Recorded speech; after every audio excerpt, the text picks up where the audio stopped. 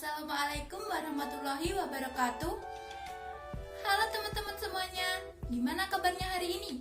Pada sehat kan? Alhamdulillah kalau semuanya sehat. Kali ini kita akan belajar matematika mengenai bab statistika. Jadi ada yang tahu nggak statistika itu apa? Tenang. Kalau nggak tahu, mari kita bahas di video kali ini.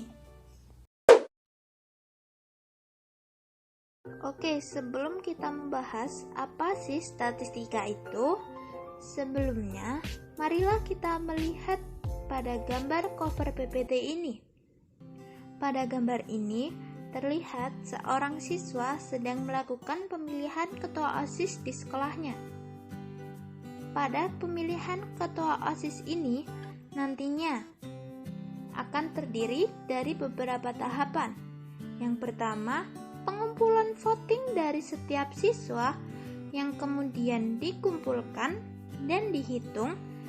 Setelah itu kita sajikan dalam bentuk tabel agar memudahkan kita mengetahui siapa sih kandidat yang pantas menjadi ketua OSIS.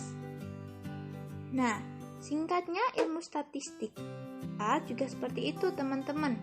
Jadi statistika merupakan ilmu tentang pengumpulan data, pengolahan data, dan penyajian data sehingga informasi mudah dipahami.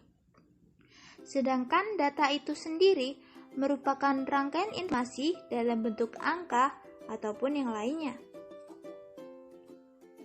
Untuk memudahkan kita dalam pembelajaran kali ini, mari bisa kita lihat peta konsep. Nantinya kita akan membahas 3 bab. Yang pertama ada pengumpulan data yang terdiri secara langsung dan tidak langsung. Kemudian ada penyajian data yang terdiri dari diagram dan tabel. Dan yang terakhir ada ukuran pemusatan data yang terdiri dari mean, median, modus, dan kuartil. Perolehan dan pengumpulan data. Perolehan dan pengumpulan data dibedakan menjadi 2. Yang pertama, secara langsung. Nah, pengumpulan data secara langsung diperoleh langsung dari survei lapangan. Misalnya hasil observasi dan wawancara. Sedangkan pengumpulan data secara tak langsung diperoleh dari info surat kabar, majalah, atau internet. Macam-macam data. Pada statistika, data dibedakan menjadi 2. Yang pertama ada data kualitatif. Data kualitatif merupakan data yang menggambarkan suatu keadaan objek. Misalnya, Andi hanya menyukai pakaian yang berwarna biru saja. Sedangkan data kuantitatif merupakan data yang berupa bilangan atau angka. Misalnya, siswa SMPN 1 Mejayan berjumlah 1.500 siswa. Penyajian data. Penyajian data ini terdiri dari yang pertama ada diagram. Nah, diagram ini dibedakan menjadi 3 lagi teman-teman. Yang pertama ada diagram batang. Bisa kita lihat di sini. Contohnya, sensus jumlah penduduk Pulau Jawa tahun 2000 dan 2010. Pada sumbu X terlihat atau ini merupakan keterangannya, sedangkan sumbu Y merupakan angkanya. Diagram garis. Nah, diagram garis ini hampir sama dengan diagram batang, namun yang membedakan hanya bentuknya saja. Di sini juga bisa kita lihat sumbu X merupakan keterangan dan sumbu Y merupakan angkanya. Diagram lingkaran.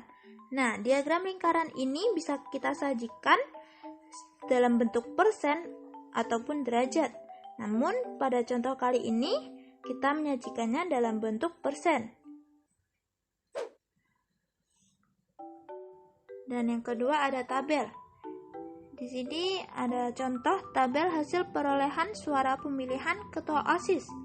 Nah, biasanya nih kalau tabel di sebelah kiri merupakan keterangannya, sedangkan di sebelah kanan merupakan angkanya. Mean, median, modus, dan kuartil.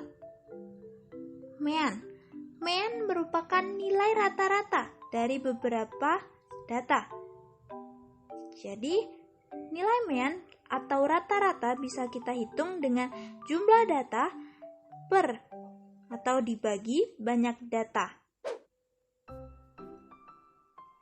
Median atau nilai tengah merupakan nilai tengah dari suatu data. Sedangkan modus merupakan data yang paling sering muncul. Kuartil merupakan data yang telah diurutkan kemudian dibagi menjadi 4 bagian sama banyak. Nah, bisa kita lihat di sini, contohnya misal nih ada 7 data. Kita bisa mencari kuartil 2 atau nilai tengahnya dulu nih teman-teman. Kalau ada 7 data, otomatis data keempat merupakan Q2, kuartil 2 atau nilai tengahnya. Nah, setelah kita mencari Q2-nya, untuk mencari Q1-nya kita perhatikan data sebelah kiri. Di data sebelah kiri ada 3 data. Otomatis data kedua dari sebelah kiri merupakan Q1 atau kuartil bawahnya. Sedangkan untuk mencari Q3 atau kuartil atasnya, kita bisa melihat data sebelah kanan. Data sebelah kanan ini juga ada 3 data. Otomatis data kedua dari sebelah kanan merupakan Q3 atau kuartil atasnya. Untuk jangkauan, yang namanya jangkauan itu pasti nilai terbesar dikurangi nilai terkecil. Jadi jangkauan kuartil sama dengan Q3 dikurangi Q1. Sedangkan simpangan kuartilnya sama dengan setengah dikali Q3 dikurangi Q1. Nah, bisa kita lihat di sini contoh perhitungan rata-rata, median, dan modus. Pertanyaannya seperti ini teman-teman. Nantinya kita akan disuruh menentukan rata-ratanya, median, modus, dan kuartil. Jadi langsung aja kita bahas. Untuk mencari rata-ratanya, maka kita perlu mendata terlebih dahulu data-data yang ada pada pertanyaan di atas. Nantinya akan seperti ini. Nah, setelah kita data, langsung bisa kita hitung rata-ratanya berapa dengan menjumlahkan semua data-data yang tadi. Jadi 1 ditambah 3 tambah 6 dan seterusnya dibagi 10. Karena jumlah datanya ada 10. Jadi 43 dibagi 10 sama dengan 4,3. Untuk medianya, karena kita tadi sudah mendata data dari pertanyaan tersebut, tinggal kita urutkan dari yang terkecil hingga yang terbesar. Nantinya akan seperti ini teman-teman. Nah, setelah diurutkan bisa langsung kita hitung. Karena ini datanya ada 10, maka 10 dibagi 2 sama dengan 5. Jadi medianya nantinya akan terletak di antara data ke-5 dan ke-6. Data ke-5 dan ke-6 masing-masing 3. Jadi medianya sama dengan 3 ditambah 3 dibagi 2 sama dengan 3. Untuk modus, di sini sudah jelas banget ya teman-teman kalau modusnya 3. Karena apa? Karena nilai 3 merupakan nilai yang paling sering muncul dalam data ini. Untuk kuartil, jadi kalau kita tadi sudah mengetahui median atau nilai tengahnya berapa, maka mudah saja jika ingin mencari kuartilnya. Untuk kuartil 2 ada mediannya sudah kita ketahui tadi sama dengan 3. Dan untuk kuartil satunya kita bisa memperhatikan 5 data yang ada di sebelah kiri. Nah, untuk mencari kuartil satunya, karena ada 5 data, maka otomatis data ketiga dari sebelah kiri merupakan Q1-nya. Sedangkan untuk mencari Q3-nya, kita perhatikan data yang ada di sebelah kanan. Data yang ada di sebelah kanan juga ada 5 data.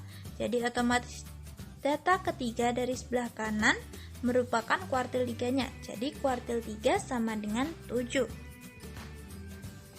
Oke, sekian yang bisa saya bahas teman-teman.